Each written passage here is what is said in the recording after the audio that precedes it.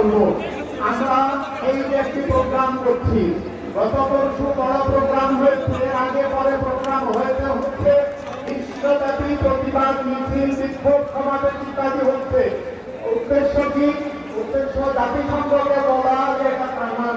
এটা আমার প্রশ্ন, জাতিসংঘের কি কান আছে? জাতিসংঘ তো ধ্যান না, জাতিসংঘের কি বুঝ আছে? জাতিসংঘ তো বোমা, জাতিসংঘ মেরুদণ্ডহীন সংস্থা।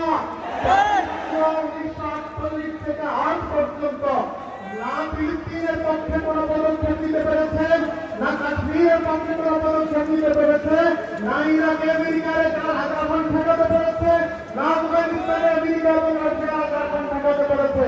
সুতরাং এই মেরুদণ্ডহীন জাতিসংঘ আমরা চাই না।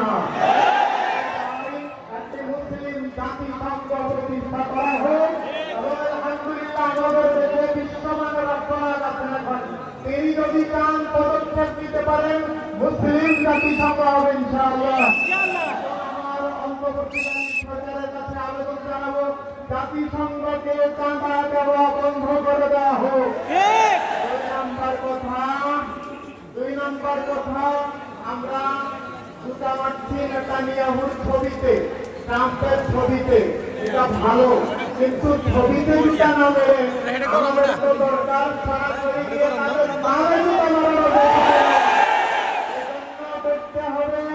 ন্যাটো যেরকম ইউরোপ আমেরিকানদের সামরিক সংগঠন, এরকম মুসলমানদের একটি বিকল্প সামরিক সংগঠন হবে, যেই সংগঠন মুসলমানদের স্বার্থ রক্ষায় ঐক্যবদ্ধভাবে জাহাজের ঝাঁপিয়ে পড়ার আহ্বান জানাবে, ঝাঁপিয়ে পড়বে, এবং যেখানেই মুসলমান নির্যাতিত হবে মুসলমানের সেই নির্যাতন থেকে মুসলমানদেরকে উদ্ধার করে কাফেরদের পরাজিত করার ভূমিকা রাখবে।